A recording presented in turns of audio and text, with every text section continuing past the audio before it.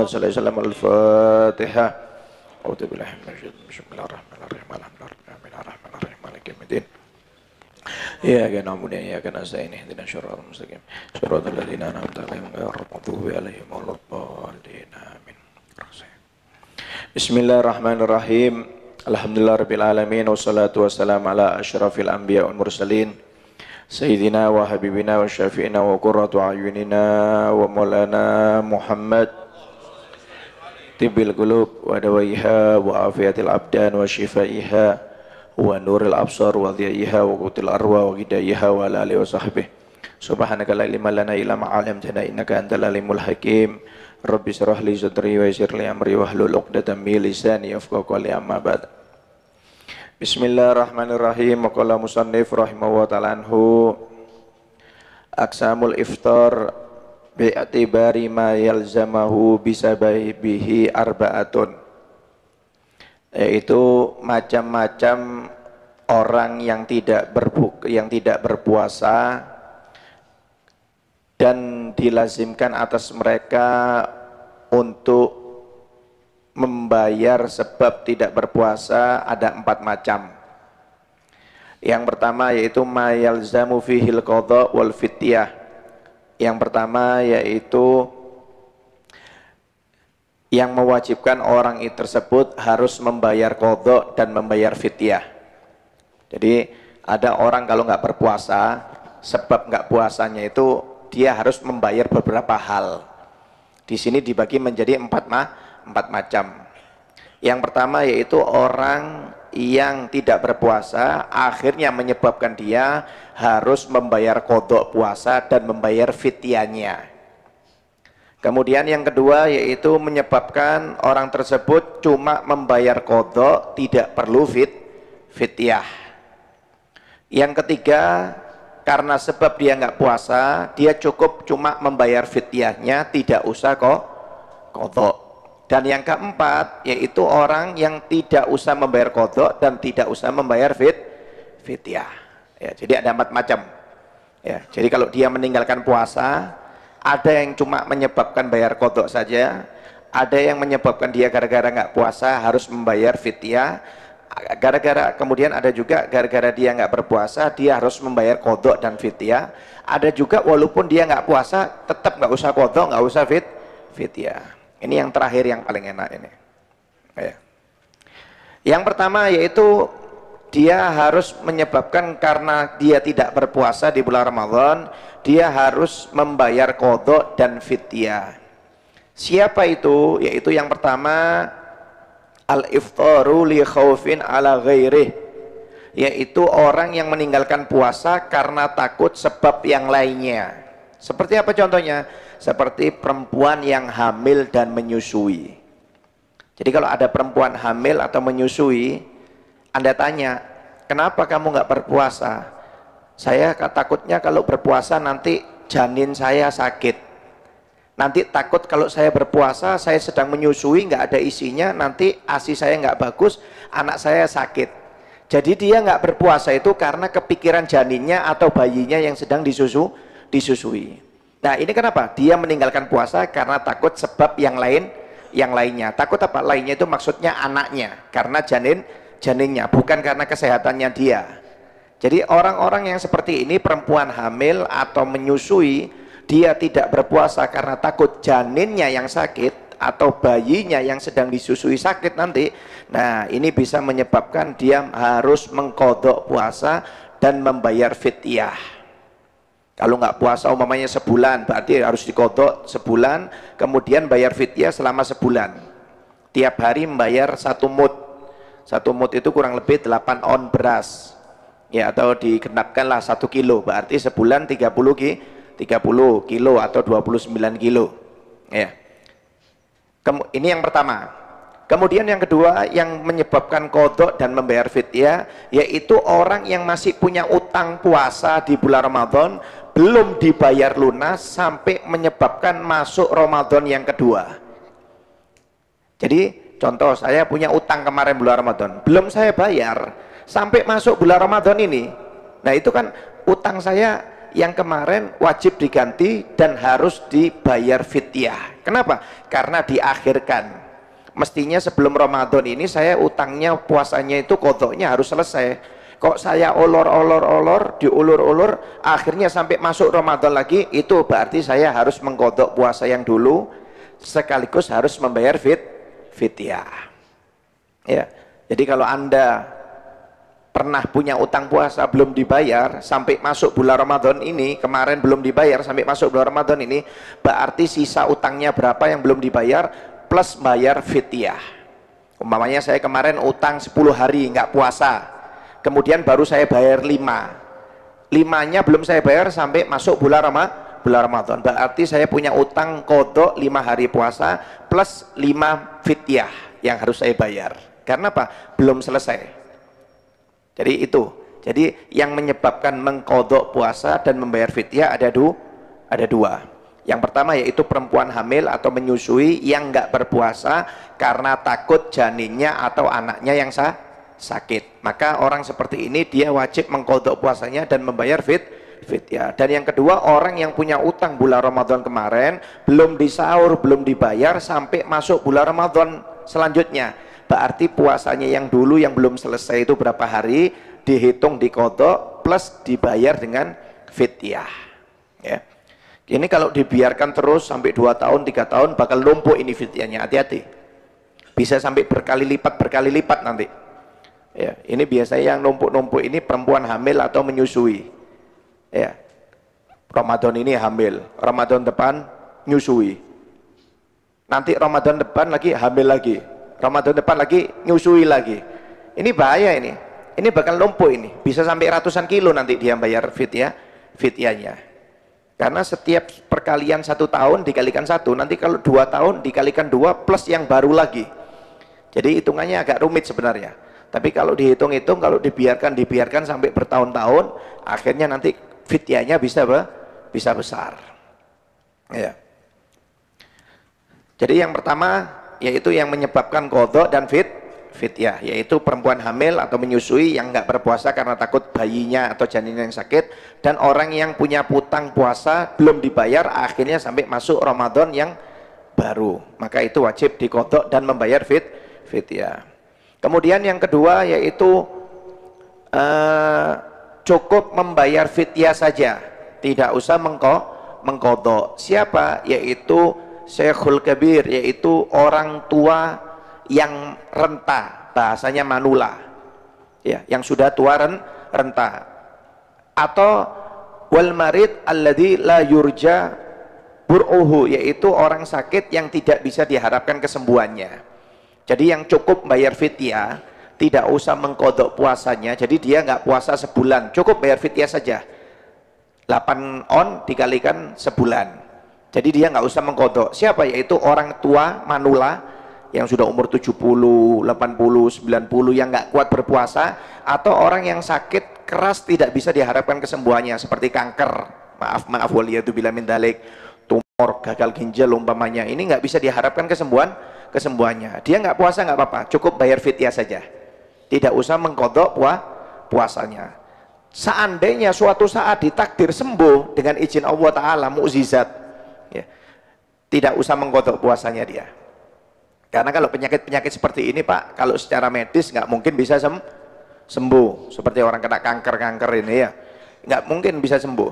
Ya, apalagi kalau sudah stadium tinggi, stadium 4, stadium 3, itu nggak mungkin bisa sembuh. Nah ini orang-orang seperti ini cukup membayar fidyah, tidak usah mengqadha puasanya. Tapi kalau suatu saat ditakdir oleh Allah Ta'ala sembuh, dia nggak usah membayar qadha. Sebagian ulama mengatakan seperti itu, cukup fidyahnya aja. Karena apa? Biasanya kalau orang penyakit seperti ini mustahil bisa sembuh. Tapi kalau bisa sembuh, berarti itu adalah kelebihan dari Allah Subhanahu wa Ta'ala. Ya. Jadi yang kedua yaitu orang yang cukup membayar fidyah saja, tidak usah mengqadha, yaitu manula dan orang yang sakit keras tidak bisa diharapkan kesembuhannya. Apa contoh lain sakit yang parah itu ya? Selain kanker apa? Apa? Nggak ada. Lain kantong kering lah ya. Kalau kantong kering masih bisa diobati. Ya. Kemudian selanjutnya ma yalzamu qadha dunal fityah, yaitu yang menyebabkan qadha tidak usah membayar fityah. Dia cukup qadha saja, tidak usah membayar fityah. Siapa? Yaitu orang-orang yang sengaja membatalkan puasanya selain karena sebab jima atau kumpul suami istri, atau orang yang lupa niat, dan orang yang pingsan atau musafir atau orang yang sakit. Nah ini cukup membayar qadha, tidak usah fityah. Jadi kalau ada orang sakit umpamanya dia nggak puasa, udzur, nggak apa-apa. Cuma nanti kalau sembuh selain bulan Ramadan dia harus membayar utangnya. Atau dia musafir umpamanya, ini termasuk udzur puasa, boleh dia nggak puasa. Nanti kalau sudah nggak musafir, keluar dari bulan Ramadan, maka dia harus mengganti puasanya. Orang yang lupa nggak niat puasa, ya dia cukup mengqadha puasanya, tidak usah membayar fityah. Atau orang yang sengaja membatalkan puasanya, ya dia sengaja males, ya meringankan puasa. Wah, mokel aja sudah, kata orang Jawa. Ya mokel, siang hari mokel, dia sengaja dia batalkan puasanya, ya batalkan puasa. Nah ini orang ini cukup membayar qadha, tidak usah fityah. Tapi kalau sengaja dia berdosa. Tapi kalau ada sebab dia tidak berdosa. Jadi orang yang mengqadha puasa tidak usah membayar fityah, yaitu orang-orang seperti yang nggak puasa karena sebab sakit, bukan sakit keras loh ya. Kalau tadi kan sakit keras yang tidak bisa diharapkan kesembuhannya, ini sakit-sakit biasa. Kemudian yang kedua musafir, orang yang lupa niat. Kemudian orang yang membatalkan puasanya dengan sengaja, selain berjima. Kalau berjima lebih berat lagi nanti ya bahasanya. Kemudian orang yang hamil atau menyusui, dia tidak berpuasa karena takut dirinya yang sakit. Kalau tadi kan enggak, takut janinnya yang sakit. Kalau takut janinnya atau bayinya yang sakit, dia harus bayar qadha dan fityah. Tapi kalau perempuan itu hamil, kenapa nggak berpuasa? Enggak, saya takut sakit nanti kalau puasa. Nah ini cukup qadha saja. Dia menyusui, ditanya kenapa nggak puasa? Enggak, takut saya sakit nanti kalau saya puasa. Nah ini cukup qadha saja. Kenapa? Dia meninggalkan puasa karena takut dirinya yang sakit, ada sebab hamil atau menyusui. Nah ini cukup qadha. Hati-hati ya. Ini kadang-kadang perempuan salah paham. Dikira hamil menyusui cukup bayar fityah. Enggak. Yang cukup bayar fityah saja itu yaitu orang yang sakit keras, tidak bisa diharapkan kesembuhannya, dan manula, itu saja sudah. Kalau perempuan hamil menyusui tetap bayar qadha, cuma bedanya ada yang qadha saja, ada yang qadha plus fityah.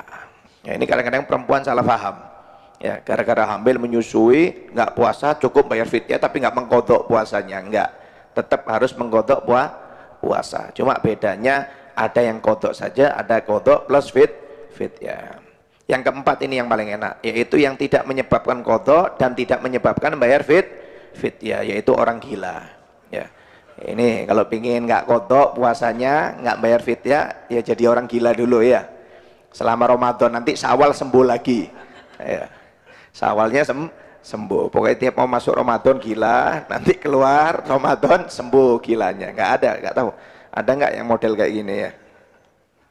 Ya, jadi ini hal-hal yang menyebabkan orang yang tidak berpuasa akhirnya menyebabkan dia harus membayar qadha dan fityah dibagi menjadi 4. Ada yang qadha plus fityah, ada yang qadha saja nggak usah fityah, ada yang fityah saja nggak usah qadha, kemudian tidak usah qadha, tidak usah fityah ya.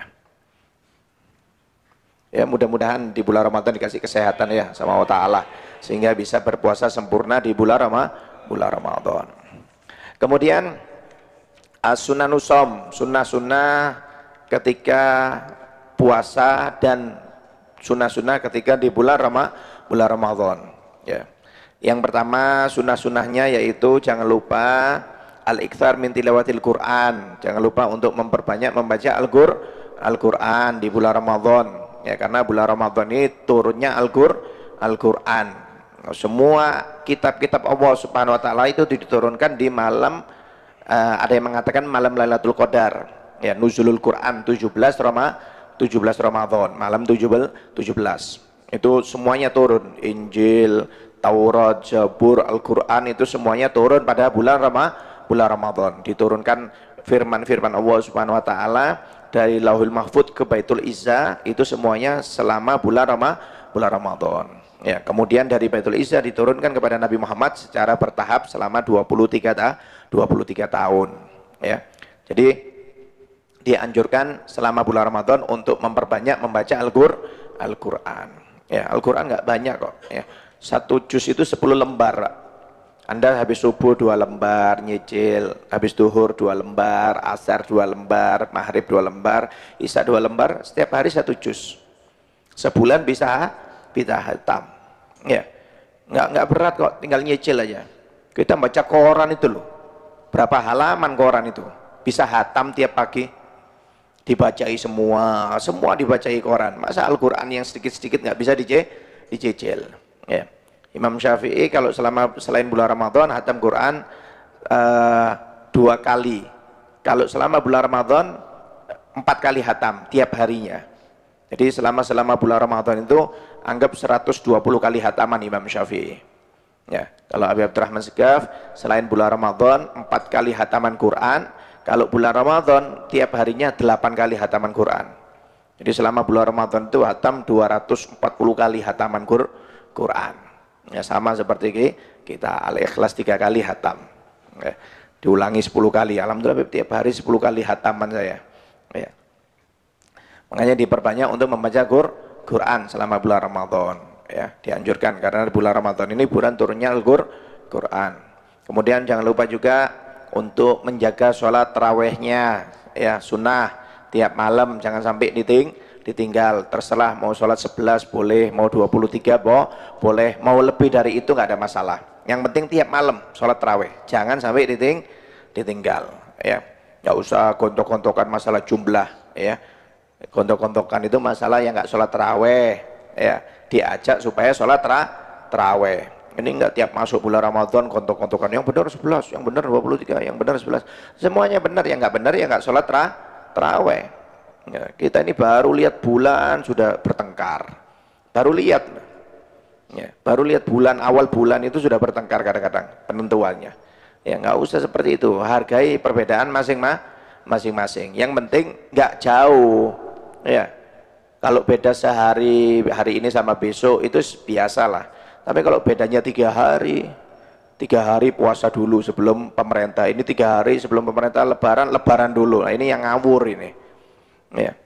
Tiap tahun di televisi jamaahnya itu aja nggak tambah-tambah. Ya, jamaahnya itu.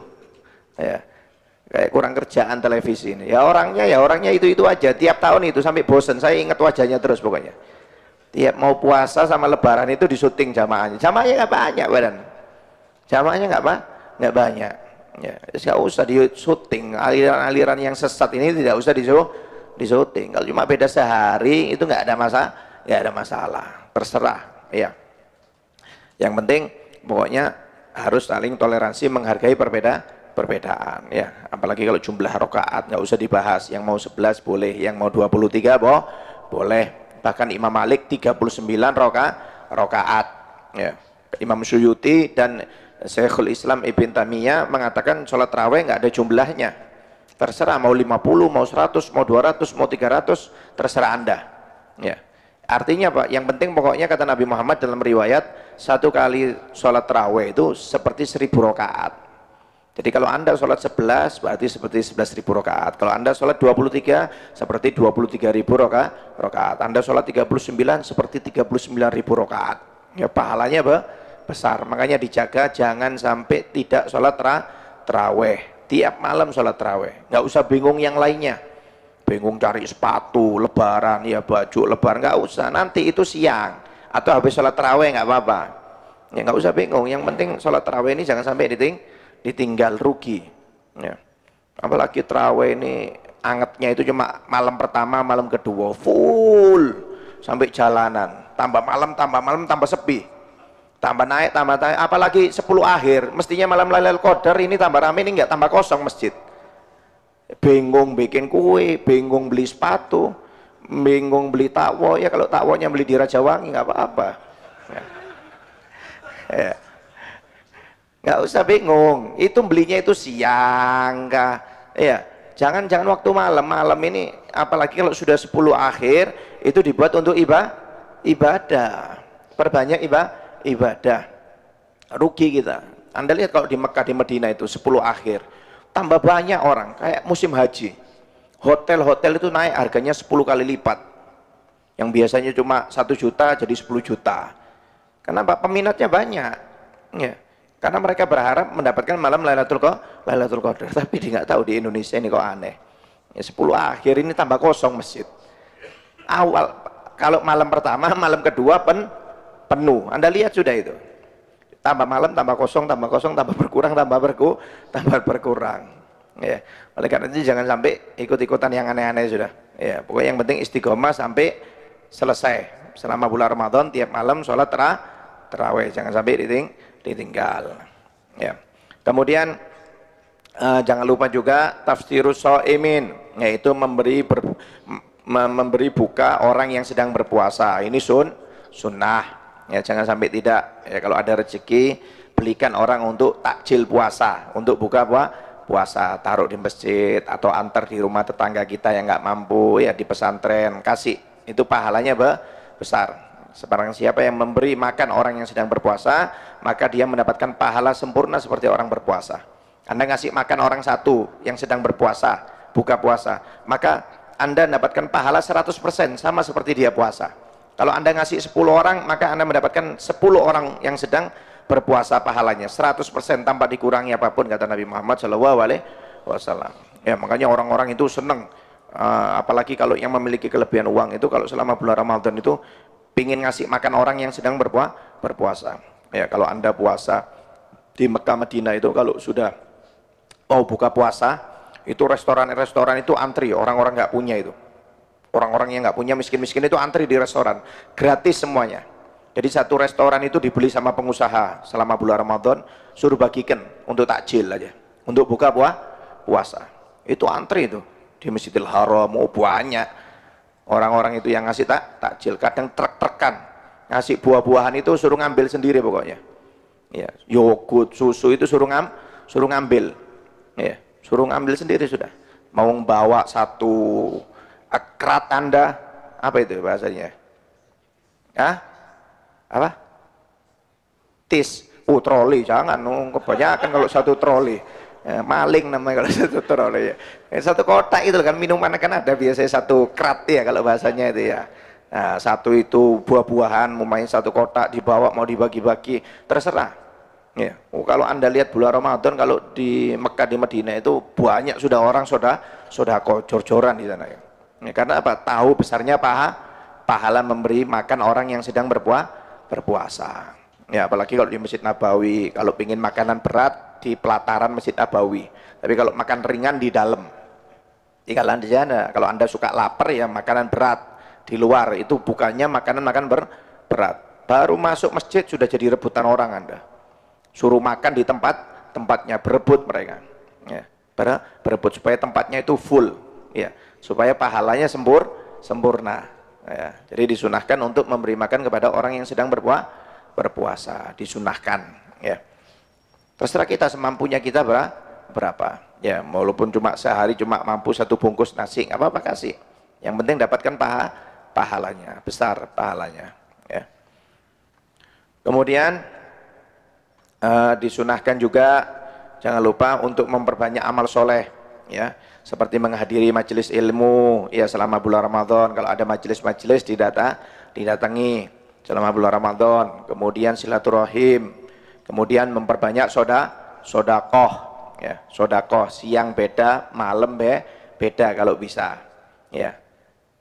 Kenapa beda? Karena siang anggap untuk orang yang mau takjil bahasanya, ya, yang malam supaya mendapatkan sodakoh fadilah malam Lailatul Qadar. Terserah apa, siang 5.000 umpamanya, malam 5.000 umpamanya, siang 2.000, malam 2.000 nggak apa-apa. Yang penting tiap siang tiap malam beda sodakohnya, ya, selama bulan Ramadan, biar dapat pahala di siang hari, kemudian di malam harinya supaya dapat malam Lailatul Qadar. Ya, Nabi Musa pernah bertanya sama Allah Ta'ala, ya Allah, siapa orang yang kamu izinkan, salah satu orang yang kamu izinkan untuk bisa melewati jembatan Sirat secepat kilat? Kata Allah Subhanahu wa taala, yaitu orang-orang yang bersedekah pada malam Lailatul Qadar, maka dia akan aku izinkan untuk bisa melewati jembatan Sirat secepat kilat. Amin ya rabbal alamin. Ya, jembatan Sirat panjang 500 tahun perjalanan kata Nabi Muhammad. Kita aja ke Samarinda cuma 12 jam 15 jam, picetnya 3 hari 3 malam, itu naik mobil badan. Ya, ini apalagi perjalanan 500 tahun. Ada yang melewati jembatan Sirat sambil merangkak, ada yang sambil berlari, ada seperti kuda, ada yang seperti burung, ada yang secepat kilat. Nggak sampai 1 detik langsung masuk surga. Ya, itu salah satunya adalah orang yang bersedekah di malam Lailatul Qadar. Kata Allah Subhanahu wa taala berkata kepada Nabi Musa alaihissalam. Ya, makanya disunahkan untuk memperbanyak sedekah. Apalagi kalau sudah 15 akhir, ya, itu perbanyak sedekahnya, dinaikkan jumlahnya, dinaikkan kalau semampunya kita. Kalau bisa mampu dinaikkan karena fadilahnya banyak kata Nabi Muhammad SAW. Makanya dianjurkan untuk tiap hari sedekah, ya. Banyak sekali ya. Wallahu a'lam bishawab.